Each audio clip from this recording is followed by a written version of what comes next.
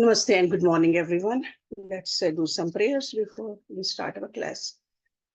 Om Guru Brahma, Guru Vishnu, Guru Devo Maheshwara, Guru Sakshat Parbrahma, Tasmai Shri Guruve Namah. Om Bhur Bhavaswa, Tatsavitra Vargo Devasya Dhimahi, Dhiyo Yo Nah Prachodayat. अस्तो मा सद्गम्य तमसो मा ज्योतिर्गम्य मृत्युर्मा अमृतं गम्य ओम सहना भवतु सहनौ भुनक्तु सवीर्यं कर्वावहै तेजस्विनावधीतमस्तु मा विद्विषावहै ओम शांति शांति शांति. So fourth chapter, KAIVALYA Pada. This is the shortest of the 4 chapters. So let's look at verse number 1. janmaushadhimantratapahsamadhijah siddhayah. Janam means birth. Aushadhi, the herbs. Mantra, tap is austerity. Samadhi, which we have been talking about. Ja means born of. Siddhya, siddhis. So these are the sources of siddhis. So siddhis, which he has been talking about, whether we call it a siddhi or a vibhuti or power, same thing. So in the Vibhuti Pad, he talked about those siddhis. So now in this chapter, Rishi Patanjali is telling us the sources of these siddhis. So he says, siddhis are born of birth, herbs, mantras, austerities, or samadhis. So 5 ways we can obtain these siddhis. So birth, what does it mean? There are people who are born with certain powers. So this manifestation of the powers is an outcome of the sadhana done in the previous births. This is clearly explained in Bhagavad Gita also by Lord Krishna. It is said that when a sadhak achieves something through sadhana and dies, in the next birth he receives that accumulated sadhana, and he starts his progress from that point onward. So that means we take this wealth with us. So there are people who are born with spiritual qualities. They don't have to do much sadhana in the present birth. And there are countless examples like that. Shankaracharya ji is a good example. He renounced everything at the early age of 8 years and wrote wonderful commentaries on the sacred scriptures. And there are many, many other examples too. So by birth, so you're born with that because you have done the sadhana before. So the siddhis can also be had from herbs, aushadhi. Some people think that these aushadhis really means these LSDs or other medicines. No. If you read yogic literature, you will find that traditional aushadhi means the juice of certain herbs. And the names of those herbs are like a anjana or a rasayan. They are not LSD or marijuana. They are different. And there's a method of preparation which is known to only few responsible persons. And these aushadhis are available in the Himalayas, nowhere else. And that's how these yogis, they can enhance their progress with the help of those aushadhis. So the effects of these herbs can be controlled through higher mental phenomena. So certain preparations of these aushadhis is mentioned in our scriptures. So that's what Rishi Patanjali is saying, that aushadhi is one of the means to enhance your progress. And the third way of attaining siddhis is by mantra recitation. This is a very great spiritual quality, very powerful means of developing spiritual powers.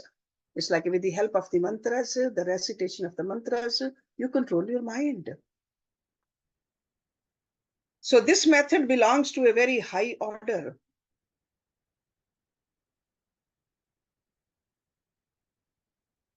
The mantras are very important because they can be developed through will, with full conscious effort. So mantras. There are many mantras available in the tantric shastras also. And there has been very scientific study done on these mantras too. What the effect of different syllables pronounced a different way on our nervous system. So mantra unfolds the latent spiritual, psychic and occult faculties. Then the fourth method he's telling us in this verse is tapa, through tapa, austerities. Okay, and we have talked about that also. Tapasya at the mental level, tapasya at a physical level, tapasya at a bodily level, at the thought level, okay, at the words level, vacha, manasa, okay. And then he also told us in Bhagavad Gita also we studied that tapasya can be sattvic, rajasic or tamasic too. So all those three levels can have three kinds too. So we got to make sure that we are doing the sattvic tapasya at all three levels of our faculties. But the most important and the highest means of developing siddhis is samadhi. Samadhi. And this we have already discussed in detail in the previous chapter. In fact, throughout this scripture, Yog Darshan, we've been learning this word, samadhi. In fact, the very first chapter is a samadhi pad. And then later on, we learned the word sanyam. Sanyam also is similar to samadhi, because when you combine all three together, it becomes sanyam. Okay. So now in the second verse, he says, how this transformation fundamentally occurs. Jatyantaraparinamah prakrityapoorat. Jatyantar, another birth. Parinamah, transformation. Prakriti, nature. Apoorat, by making up or overflowing. So by the overflow of natural potentiality occurs the transformation from one substance or birth into another. Jatyanta. So the logical process by which the speed of natural tendencies can be increased is described here. An ordinary mind suddenly makes a leap into an extraordinary state. It happens by compensation and by overflowing the differences in the law of nature. For example, a person is born as a human, another as an animal, a third as a plant, etc. There the word jati means the group or substance to which a person belongs. So a change in the jati involves a fundamental transformation in substance. It's almost like if water changes into ice or vapor, or when an ornament of gold is changed into another ornament, it's not a fundamental transformation. But on the other hand, when a mind full of ignorance, avidya, full of klesha, impurities, is changed into pure consciousness, it would mean a fundamental change, or jatyantaraparinamah. And prakriti means nature, the inherent dharma, and apurat means compensating. So prakriti apurat means overflowing the gap in nature. For example, when wood is put into fire, it is reduced into ashes. This jatyantaraparinam is the result of prakriti apurat. There is a complete transformation of form and nature. If, however, a brick is put into fire, a brick cannot undergo into a fundamental transformation. It will only change its color and hardness. So fundamental change is not brought about from outside.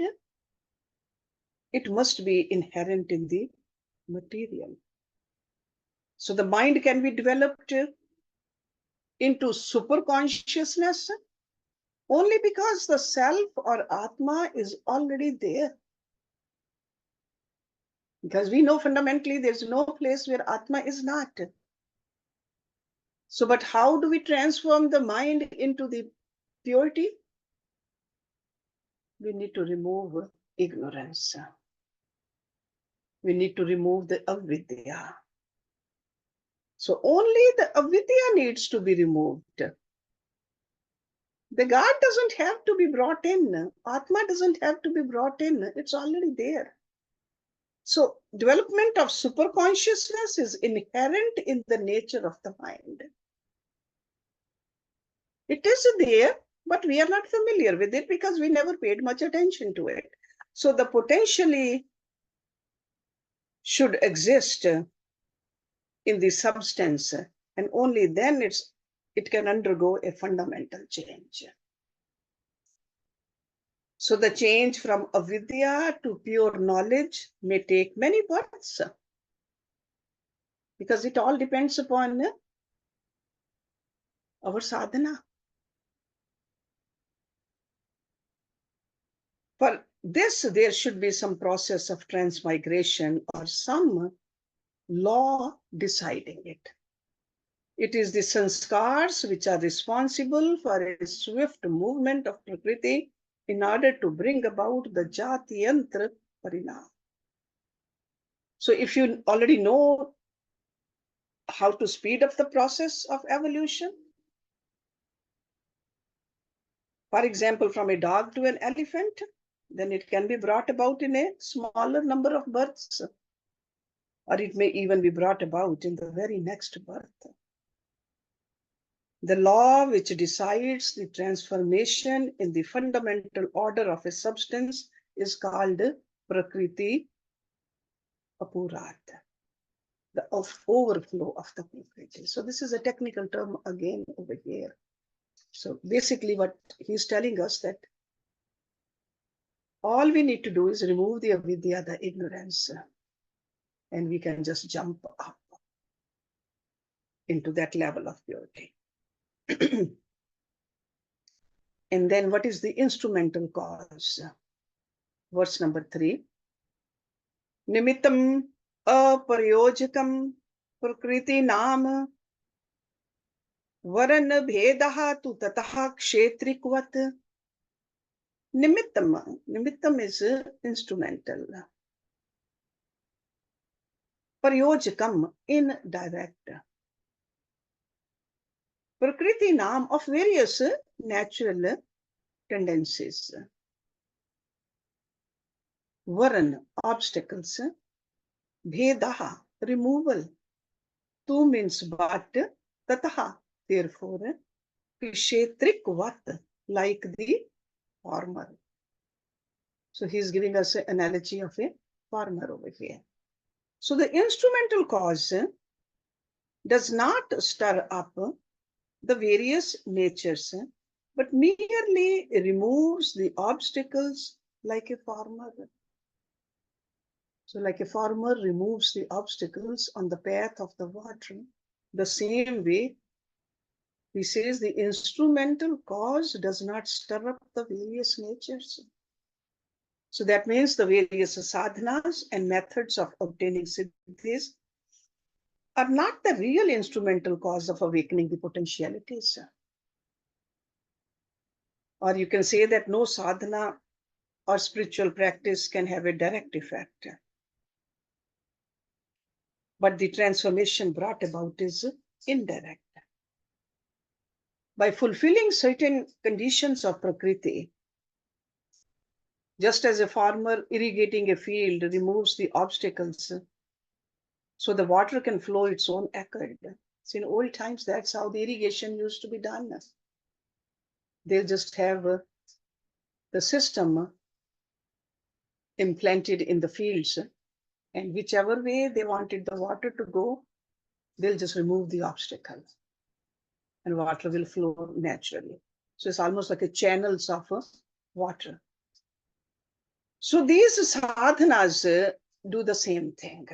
They remove the obstacles in the way of prakriti. And prakriti does the rest of the job of its own accord. So the sadhana works only indirectly.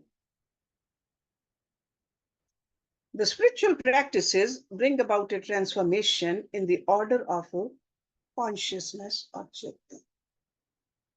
And the obstacles preventing the sadhaks from observing his true nature and reality have first to be removed. So sadhanas are meant for this purpose. So that's why no matter which sadhana we are doing, we got to keep an eye on the ultimate goal. Why are we doing this sadhana? Sometimes we just make the sadhana itself as our goal. Sadhana is just instrumental. We all know that there are 3 defects in us. Because of these 3 defects, we really cannot recognize who we are. What are these defects? Mal, the impurity. Vikshepa, the oscillation. And avarna, that is like a wailing over the truth. So sadhana, no matter which sadhana we do, we got to remove these 3 obstacles. And to remove them, different methods are used. See, for example, impurities of the body or impurities of the mind. See, bodily impurities we can remove with water, with soap, with detergents. But mental impurities we remove by devotion, bhakti. If we are on the path of bhakti and our mind is not getting purer than before, that means we are not doing the bhakti the way it should be done. And bhakti is a love for God. And the same way we got to look at the vikshep also. We got to correct this obstacle of vikshep, this mind of ours. See, just like if a body keeps on moving all the time, we say there is some kind of a ailment in that body. There are several names for those ailments. Then we go to the doctor, find out what should we do. The same way, if the mind keeps on shaking, stays restless all the time, cannot concentrate, then we got to find out what to do. Because that is a problem. Viksheep is a big problem. In fact, a concentrated mind can attain success in the worldly matters better too. A person who likes to play golf or tennis, they need concentration. Person who wants to write, read, the concentration is needed. So concentration, very important asset we have, and we should cultivate it. So that's why the different sadhanas, Karam Yoga, Bhakti Yoga, Jnana Yoga, they remove the obstacles in the way of Prakriti. If there's any delay in realization, this is because of the obstacles. If we think that our progress is stagnant, or even if we feel that our progress is slipping back, it's due to these obstacles. To remove the obstacles, the spiritual practices should be continued with the vigor and earnestness. That is the only way. Sometimes we just, in a hurry, we just change our practice. Then we have the same problem in a new kind of a practice too. When you remove the obstacles from a water channel, the water flows automatically. That is what Rishi Patanjali is telling us.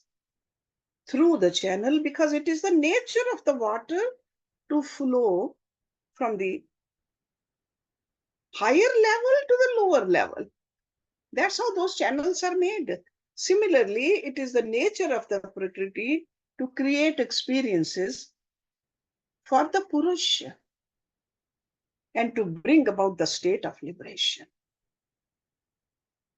See, liberation is for the Purusha. The obstacles in the way of Prakriti are removed by sadhana. Thus, all kinds of sadhanas are instrumental. This is what he's trying to tell us. That they do not bring about the realization directly. They are only instrumental. They are very powerful methods of removing impurities from these passages.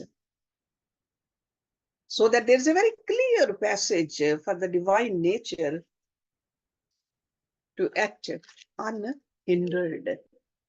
So just like a water flows without any hindrance, the same way the Atma, the light of the Atma, the light of the divine, which is in us, it should flow out.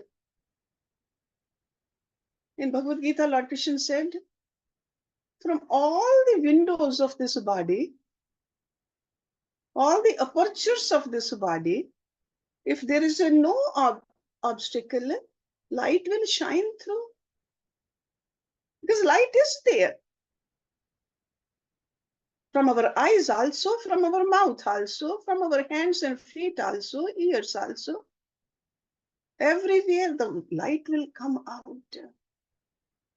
But if the light is not shining through these apertures, that means there are thick veils, thick obstacles, a lot of impurities. So sadhana is to remove all those obstacles. Now in the next verse, if you thought that last chapter was out of our reach, not just to attain only, but to even understand, this is even more so. So in this next verse, he's talking about creating a mind. We'll think that, hey, one mind itself has given us enough problems. Why would I like to create another mind? But yogis, they understand that mind is an instrument. Through the mind, if we work on it properly, we can clean up the whole slate better.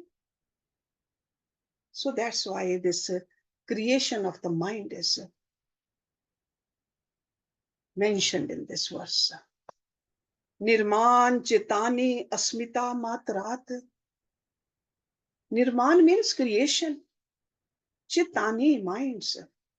So not just one mind, many minds. Asmita, egoism. Matrat, alone. So created minds are free from egoism alone. So the yogi can create out of his asmita various minds through which he can experience the various fruits of past karmas simultaneously. So to extinguish the old sanskars, he just creates many, many minds.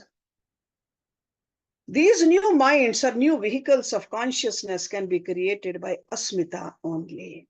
Nirman chitta means the consciousness that is made or created or that is put into operation separately. These are the artificial vehicles which are created by manipulating the forces of the higher planes.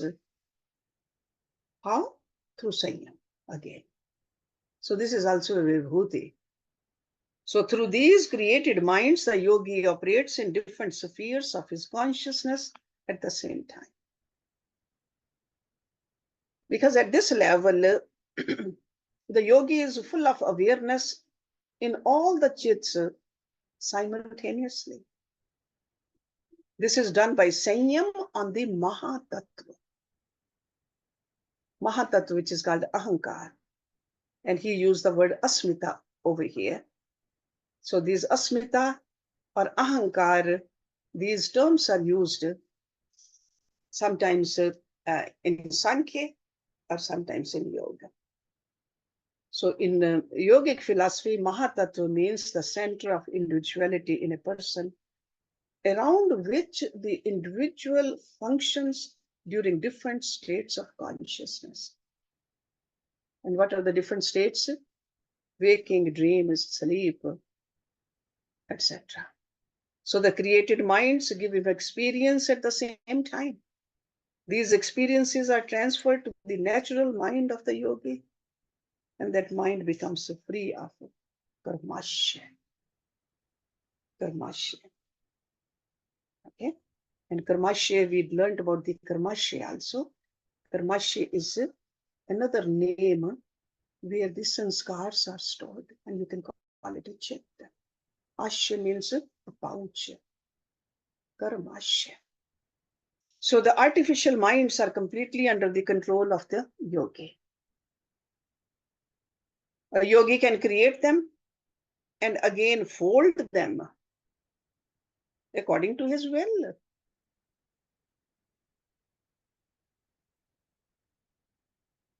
So ordinary person can't do that. For a yogi understands that the Supreme is right inside me. I have that power. So his individuality has a support in himself. Whereas ordinary people, the individuality is dependent upon so many factors of life. We are not aware of that higher power inside us. We seek for the power from outside, from our wealth, from our degrees, from our relationships, from our body. Yogi understands completely where the real power is coming from. And this topic of artificially created minds is definitely very interesting. And it's useful for the finishing of karmasya. Karmasya. Let's look at verse number 5. Pravriti bhede prayojakam chittam ekam aneke sham. Pravriti, activity. Bhede, in connection with the difference. Bheda. Prayojakam, moving. Chittam, the mind, ekam one, aneke sham, of many. So the one mind directs the many in connection with the difference of activities. So in other words, the natural mind directs the created minds. So one mind, that is the original mind of the yogi, is the natural mind. And this natural mind is the director, mover, and controller of the many created minds. It decides, it directs, it also moves the created minds in various activities in different spheres of consciousness. So yogi multiplies his power in different planes with regard to different activities with the help of the original natural mind. Or you can understand that the created minds are entirely dependent on the natural mind and have to work according to the order of the natural mind. Because sometimes they exhibit wonderful capacities in various respects. In many cases, the intelligence working in the mind of a guru plays the part of the natural mind. And it works through the disciple. If he has been able to create artificial vehicles to clean up. Verse number 6. Tatra dhyanajam anashyam. Tatra means there or of them. Tatra. Dhyanajam, born of meditation. Anashyam, without the store of past impressions. So of these, the one born of meditation is free of impressions. Because you might think that if there are so many chits, now yogi has multiplied all his sanskars even many folds. No, there are no sanskars in those created minds. So when the yogi creates several minds artificially, his own original natural mind becomes progressively free of past impressions. So that was the purpose of creating these minds, and he knows it. So the artificial minds do not have their separate karmasya, but they depend upon and serve the natural mind. It is something like a business concern with branches at different places. So there are several branches which are opened or closed according to the decisions taken in the head office. Or you can call it a headquarters. So headquarters, the management over there decides where to open the businesses. Okay. So small centers everywhere. We see that these days, even globally, the centers are open, but then there's a headquarters from where all the directions go. So the same way, the created mind may be considered as the temporary branch offices of the head offices. And head office is the natural mind. So these created minds, they do not have any independence because only purpose for these is that of serving the natural mind. Whatever the natural mind says, that's what they do.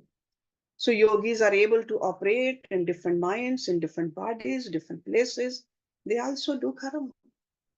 So you can imagine that if a yogi can create a mind, of course yogi can create the bodies also. And we read about that also.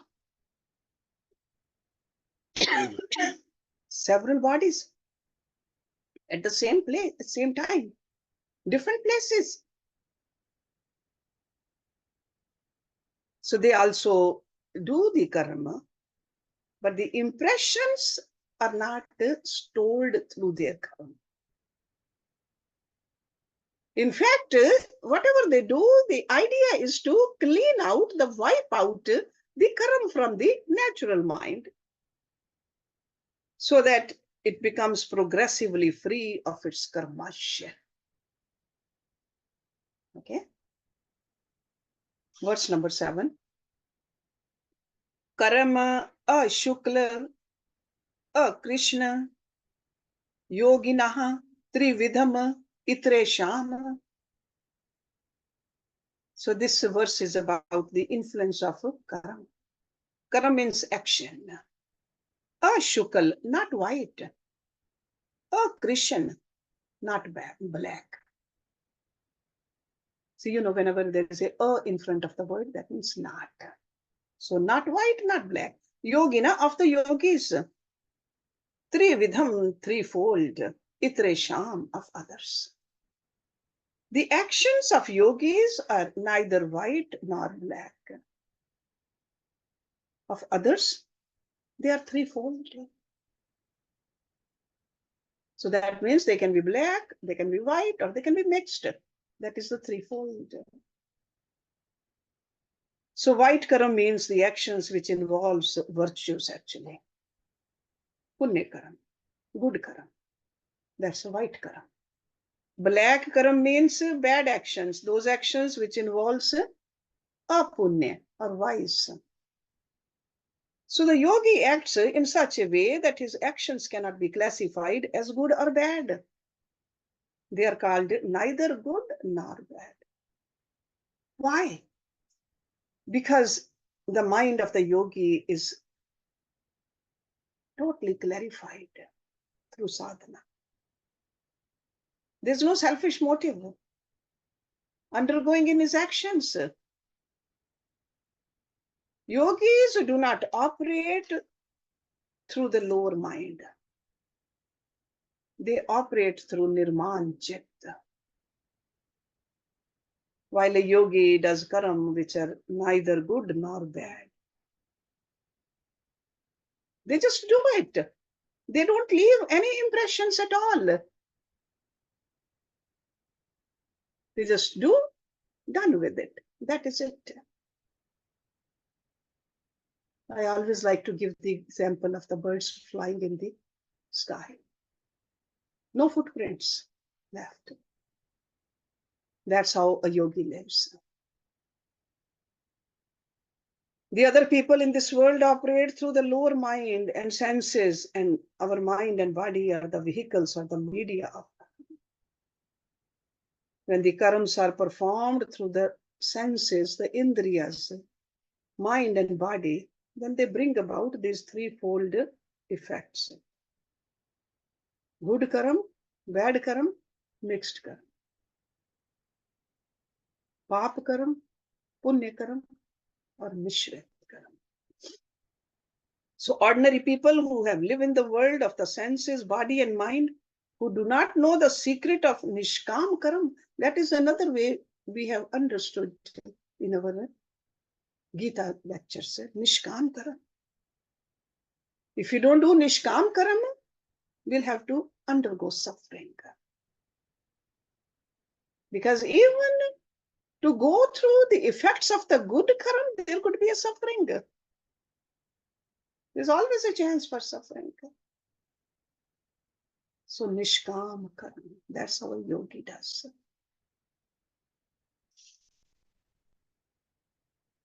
Let's stop it here. We'll start with the verse number 8 next week. Om Purnamada Purnamidam Purnat Purnamudachyate Purnasya Purnamadaya Purnameva Vishishyate. Om Shanti Shanti Shanti. Thank you very much.